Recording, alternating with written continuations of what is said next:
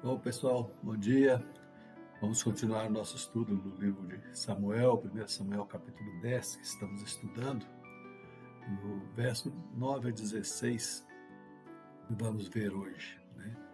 Saul, nos versos iniciais aí do capítulo, ele recebe as instruções de Samuel com respeito às revelações de Deus havia entregue a Samuel e se prepara para ir na sua viagem de volta para casa. Hoje nós vamos observar, a partir do verso 9, e que ele inicia dizendo: Sucedeu, pois, que virando-se ele para despedir-se de Samuel, Deus lhe mudou o coração.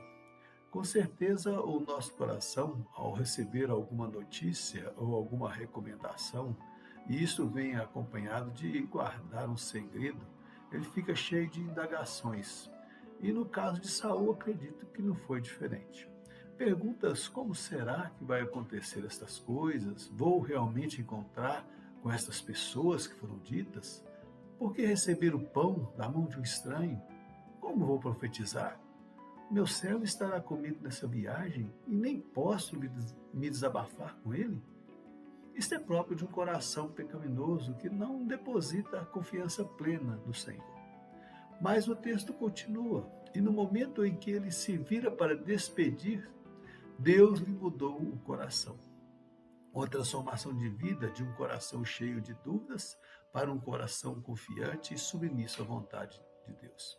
Tem uma passagem que expressa muito esta transformação de vida, escrita lá no livro de Lucas, no capítulo 19, a partir do verso 1, que conta a história de Zaqueu, um cobrador de impostos que se enriqueceu ilicitamente às custas de sofrimento de outras pessoas.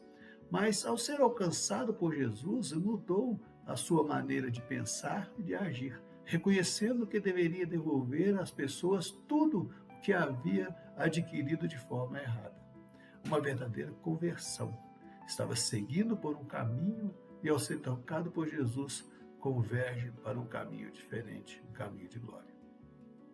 E o verso encerra dizendo que todos aqueles sinais que Samuel havia lhe dito aconteceram naquele mesmo dia.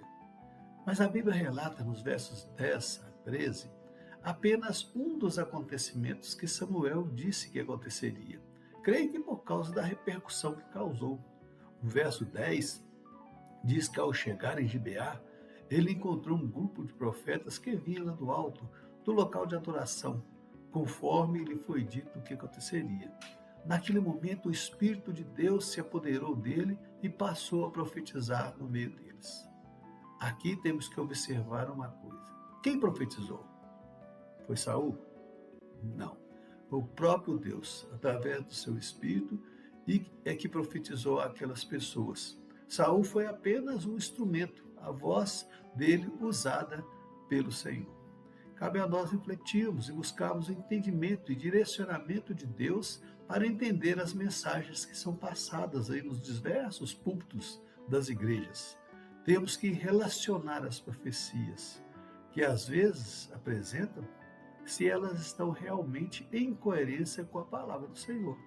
Temos que ser como os crentes lá de Bereia. Procure entender esses crentes que, após receberem a palavra do Senhor nos templos ou nas sinagogas, eles buscavam olhar as Escrituras se realmente estavam de acordo com o que estava sendo dito naquele lugar. O coração humano, ele tende para o mal e para o proveito próprio. E muitas dessas profecias que são anunciadas não estão de acordo com o que Deus realmente quer para o seu povo. Uma certa dúvida pairou no coração daqueles profetas que eu conhecia anteriormente, e uma pergunta que eles fazem: que é isso que sucedeu ao filho de Quis? Quem é esse garoto que é para ficar aí profetizando coisas, vindo de uma família insignificante? Não tem nem conhecimento para falar destas coisas? Claro que nada disso está escrito aí, apenas estou imaginando o que passou na cabeça daqueles profetas. Ele agora também se acha profeta? Deus não apenas mudou o seu interior, ele transformou o seu coração, mas irradiou esta mudança para o exterior, sendo ela visível aos olhos humanos. Tem algo diferente com esse garoto. E é isso que Deus faz nas nossas vidas. Eles nos transformam por dentro e permite que esta mudança seja vista por outras pessoas. Não para que sejamos admirados, mas para mostrar a obra de Deus nas nossas vidas. No verso 12, um homem pergunta: pois quem é o pai deles? Estudiosos afirmam que líderes desses profetas eram chamados de pai, pois estava à frente, conduzindo aquele grupo. Creio que esta pergunta seria para entender se ele, o líder do profeta, estava de acordo com as profecias de Saul e se aceitaram neste grupo. Tinha ainda um grupo que não acreditava naqueles profetas e, por conhecerem Saul e sua família, perguntaram: está Saul no meio desses profetas? Certamente surpresos por verem ele misturado com aquele tipo de gente. Certamente conheciam as ações erradas de alguns ali e em busca de seus próprios interesses. Nesse caso, infelizmente, o ser humano tem tendência a generalizar as coisas. Se algo errado acontece com uma pessoa ou uma determinada classe, toda a classe se torna alvo de crítica, na maioria delas destrutivas. Observando estes versos, nós vemos tantas barreiras que são colocadas e de como o coração daquele povo estava fechado para entender a palavra do Senhor e acreditar nela. Saindo dali, eles foram para o alto e encontraram o tio deles que lhe perguntou: aonde fostes? Nós fomos procurar as jumentas e nós encontramos. Nós vamos ter com o profeta Samuel para ver se ele nos ajudava.